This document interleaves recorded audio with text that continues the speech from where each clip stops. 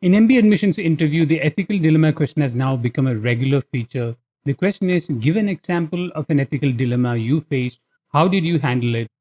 Ethical dilemma stems from any action that violates information asymmetry or takes advantage of the power dynamics in an organization.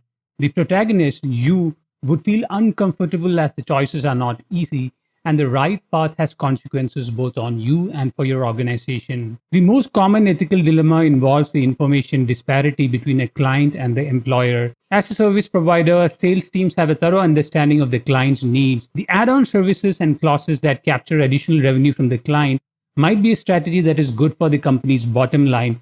The problem arises when they are abused. Depending on your job function and industry, some of the unethical practices might have become mainstream, with no one battling an eyelid to question the practice. Citing examples that demonstrate a complete shakeup of a system or your organization's common practices might not be believable as the admissions team realizes the limited power you had. However, if you're part of a core team in a startup environment, mentioning such an example is ideal. For a larger organization, the ethical dilemma could arise in 6 forms. Number 1, overbilling. The duty towards the company precedes the customer and society. At least this is an implicit understanding among professionals. Charging for services that are not provided or buffering billable hours is an all too common phenomenon in consulting and technology. Rarely have we seen the example cited in our mock interview session. If you took a stand and addressed the need to be fair in billing, the example would stand out. Offer the details of the project, the timeline, and the practices established in the company. An example where only a one-time objection was made should be avoided. Instead, choose such instances only if you have brought the systemic issue to the management and suggested solutions to accurately measure billable hours. Number 2, accounting. Depending on the accounting rules the company follows, borrowing from future cash flow for demonstrating growth in the current year is a move that arises in 2 scenarios. One, when a major funding round is pending, or in other cases, when there is an acquisition. In some cases, a desperate few quarters could push the management to do strange things. If you were in accounting or leading the due diligence of an acquisition, the accounting practices would have become apparent. We had a client who took an influential board member to the side and shared the disturbing observation of the target company inflating foreign exchange transaction and the valuation of their assets. It was a done deal, but the finance professional understood that acquiring a culture of dishonesty would lead to additional costs in legal fees and invite unnecessary attention from the regulators. By persistently discouraging the partnership, the applicant successfully convinced the management to cancel the deal. There was a short-term loss, but he managed to save the company from reputational damages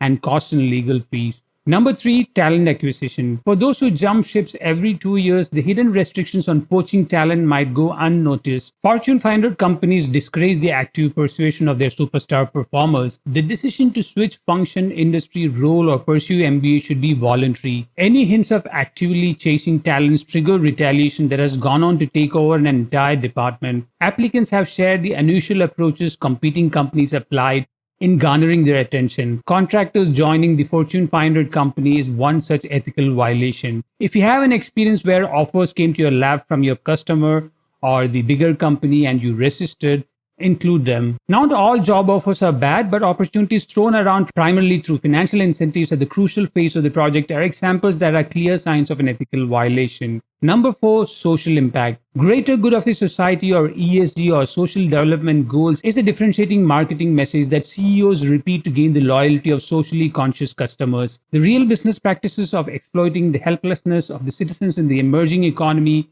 or the inhumane conditions in the many manufacturing hubs have not seen many drastic changes. However, a top-down social good approach in investment has begun as extreme weather conditions and the realization that harming the future customer is not a strategy that businesses would sustain for the next 20 to 30 years. The work from home dynamics that drastically disrupted the traditional practices is an accidental correction that brings attention to work-life balance among professionals. Sustainable Development Goals (SDG) have integrated with profit goals through real-time measurement tools that establish year-on-year targets and monitor the impact on the environment and the society the project is impacting. For projects in developing economies, clean water and sanitation, education, hunger management, gender equality, and climate action are some of the high priorities of sustainable goals. With board meetings incorporating SDG as a key performance metric, A new way of doing business is seeping into the business culture. Any example where you were involved in establishing the SDG or introducing the concept into decision making would help you stand out in the admissions interview. Offer context on the resistance in incorporating the change and how you persuaded the management to adopt some of the policies in sustainability. What if you don't have any ethical dilemma experience?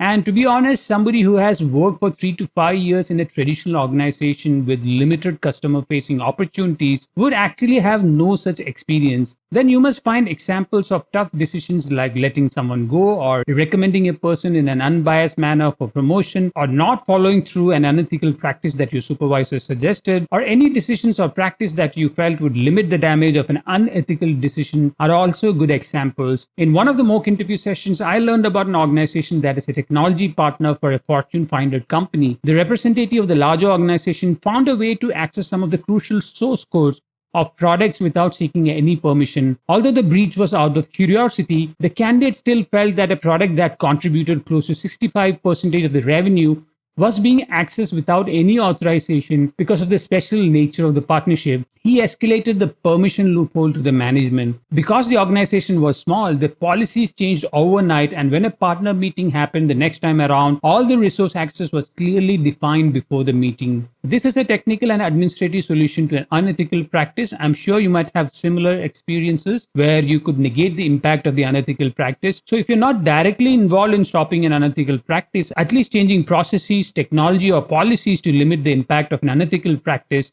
it's an alternative narrative that you should use. I hope you got value from my tips. On average, it takes 3 to 4 hours of supervised preparation to master MBA admissions interview. I'm here to help you with interviews.